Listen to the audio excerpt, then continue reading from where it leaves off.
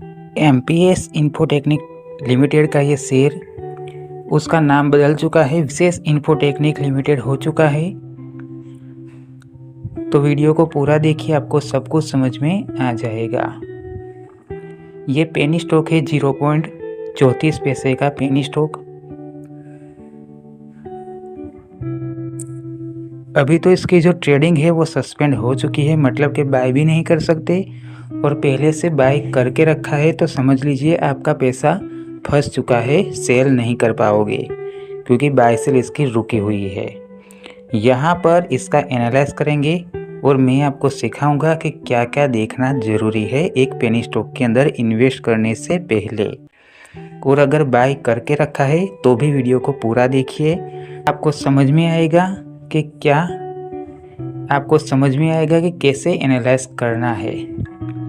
तो यहाँ पर ये स्टॉक सिर्फ BSE के ऊपर ही लिस्टेड है, NSE के ऊपर लिस्टेड नहीं है।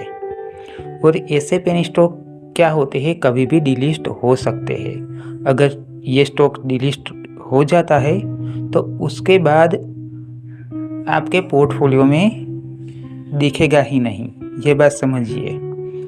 तो सबसे पहले इसका ऑल टाइम ओपन किया तो यहाँ पर समझिए जिसकी प्राइस बहुत तेज़ी से बहुत ऊपर से गिरकर नीचे आई है उसकी कोई तो वजह होती ही है, ये बात समझ लीजिए। मैं अपनी हर एक वीडियो के अंदर बताता हूँ कि जो स्टॉक की प्राइस बहुत बढ़ जाती है और उसके बाद पेनी स्टॉक बन जाता है, उसका कोई तो कारण होता ही है। तो वो कारण का भी पता लगाएंगे। बिल्कुल ही आसान भाषा में मैं आपको सिखाऊंगा कि कैसे एनालाइज करना है। तो देखिए यहाँ पर इसका प्राइस 4 रुपये से ऊपर था 2005 में, समझिए यहाँ पर 2005। उसके बाद ये पेनी स्टॉक बन चुका था 2009 में, सिर्फ 43 पैसे का पेनी स्टॉक। अब समझिए यहाँ पर थोड़ी सी प्राइस बढ़ी थी 1 रुपये तक, उसके बाद फिर से ये पेनी स्टॉक बन चुका और इतने साल में ये पेनी स्टॉक ही है। तो ऐसे में इसके अंदर इन्वेस्ट करोगे तो आपको क्या मिलेगा, लेकिन कंपनी के फंडामेंटल बदलते रहते हैं तो समझना ज़रूरी है। यहाँ पर इसका वॉल्यूम 0 है, तो ऐसे 0 वॉल्यूम वाले स्टॉक के अंदर इन्वेस्ट करोगे तो सेल करने में प्रॉब्लम आएगी ही। और इतना ही नहीं, यहाँ पर देखिए इसका फंडामेंटल, तो देखिए इसके मार्केट कैप 128 करोड़ है। जिस ऑपरेटर के पास 128 करोड़ होते हैं वो यहाँ पर बाय कर करके अपर सर्किट लगाते हैं। समझिए किसी ऑपरेटर के पास 200 करोड़ या 300 करोड़ होते हैं, वो यहाँ पर पंपिंग डंप का खेल कर सकते हैं। क्योंकि क्यों कर सकते हैं वो भी मैं आपको बताऊंगा, तो वीडियो को पूरा देखिए। ये मार्केट कैप 150 करोड़ भी नहीं है, ये बात समझिए। यहाँ पर इन्वेस्ट करोगे, अपर सर्किट हर दिन लगेगा तो आपको लगेगा कि ये स्टॉक बहुत तेज़ी में है, लेकिन ऐसा नहीं होता। उसके फंडामेंटल फाइनेंशियल को देखना ज़रूरी है। ये मार्केट कैप तो नेगेटिव है, इतनी कम मार्केट कैप है यहाँ पर, और इसका पी रेशियो नेगेटिव। यहाँ पर देखिए इस कंपनी के ऊपर डेब्ट भी है 0.07 का, तो ये तो फंडामेंटल नेगेटिव हो चुका। और इसका ROE माइनस में है, देखिए ये नेगेटिव। EPS, एक शेयर बाय करोगे तो कितना प्रॉफिट होगा, लेकिन ये भी नेगेटिव में है। इसकी बुक वैल्यू 1 रुपये, फेस वैल्यू 1 रुपये। अब समझिए फेस वैल्यू 1 है, तो ये एक पेनी स्टॉक है ये, जिसका फंडामेंटल पूरा नेगेटिव है। अब इसका फाइनेंशियल को देखिए तो क्वार्टरली देखिए रेवेन्यू कितना जनरेट किया है। 8 लाख का रेवेन्यू जनरेट किया है, 12 लाख का रेवेन्यू जनरेट किया है। 2024 की दिसंबर की बात है, 12 लाख का यहाँ पर रेवेन्यू जनरेट किया है, और मार्च 2025 में 8 लाख का रेवेन्यू जनरेट किया है। लेकिन कंपनी पिछले 5 साल से लॉस में है। देखिए यहाँ पर पिछले 5 साल से कंपनी लॉस में है। देखिए 2021 में 5 करोड़ का लॉस, 2022 में 4 करोड़ का लॉस।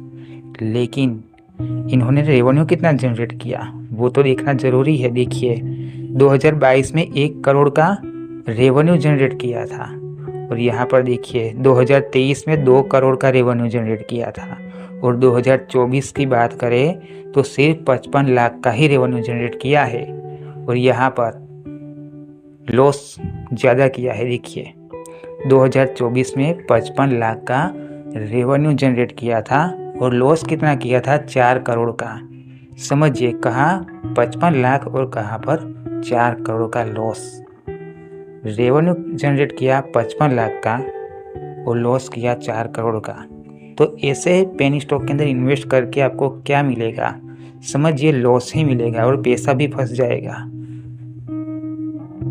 ये पॉइंट आपको समझना जरूरी है। शेयर होल्डिंग पैटर्न के अंदर देखिए रिटेल की होल्डिंग 98% है, मतलब कि सब कुछ यहाँ पर पब्लिक का है। प्रमोटर्स का कितना है, देखिए 1% का ही है, मतलब कि लॉस होगा, पैसा डूबेगा। अगर कंपनी डिलिस्ट हो गई तो किसको लॉस होगा, सिर्फ पब्लिक को ही लॉस होगा, जो नए इन्वेस्टर है उनको। क्योंकि ये जो रिटेल के होल्डिंग है यहाँ पर ही ऑपरेटर्स भी होते हैं, ये बात समझ लीजिए। जिसके पास 200 करोड़ 300 करोड़ होते हैं वो ऑपरेटर्स है। क्योंकि वो ऑपरेटर्स इसलिए कहलाते हैं कि वो अपर सर्किट बहुत सारे लाखों की क्वांटिटी में बाय करके अपर सर्किट लगा सकते हैं। उनको कोई लॉस नहीं होगा, लॉस होगा तो सिर्फ पब्लिक को ही लॉस होगा। तो ये सब पब्लिक को लॉस होता है पेनी स्टॉक के अंदर। प्रमोटर्स की होल्डिंग तो 1% ही है, तो ये नेगेटिव पॉइंट हो चुका। तो ऐसे पेनी स्टॉक के अंदर इन्वेस्ट मत कीजिए जिसकी होल्डिंग रिटेल के हाथ में है, मतलब कि 100% या 90% रिटेल यहाँ पर है, प्रमोटर्स तो सिर्फ 1% ही है। तो यहाँ पर ये चेक करना ज़रूरी है। देखिए नॉन करंट एसेट्स को देखिए तो यहाँ पर देखिए 350 करोड़ नॉन करंट एसेट्स तो है, लेकिन कंपनी लॉस में है पिछले 5 साल से। और शेयर होल्डिंग पैटर्न देखिए कुछ भी नहीं है। देखिए यहाँ पर प्रमोटर्स के पास सिर्फ 1% की ही होल्डिंग है, मतलब कि अगर कंपनी यहाँ से डिलिस्ट हो जाती है तो लॉस किसको होगा, सिर्फ रिटेल के इन्वेस्टर को। तो जो लोग बिना एनालाइज किए और बिना सोचे समझे सस्ता शेयर खरीदते हैं, जो 30 पैसे का हो 15 पैसे का हो, वो लोग बिना सोचे समझे ही बहुत इन्वेस्ट कर देते हैं, जो नए इन्वेस्टर है वो, और बाद में उनका पैसा लॉस में जाता है या फिर सेल ही नहीं कर पाते। और कई बार तो ऐसा भी होता है कि पोर्टफोलियो में वो शेयर शो ही नहीं करता, मतलब कि कंपनी डिलिस्ट हो जाती है। तो ऐसे पेनी स्टॉक के अंदर इन्वेस्ट मत कीजिए। यहाँ पर देखिए ये अपर सर्किट लोअर सर्किट का खेल है। पहले प्राइस बढ़ती है फिर प्राइस गिर जाती है। अब गिरती हुई प्राइस में देखना लोअर सर्किट लगेंगे, सेल कर ही नहीं पाओगे क्योंकि वॉल्यूम बहुत ही कम होगा, और वॉल्यूम बहुत ही कम होगा उसमें भी ऑपरेटर्स जो होते हैं वो तो सेल कर देते हैं। आपका नंबर आता नहीं तब लोअर सर्किट लगते होता है और नहीं होता है।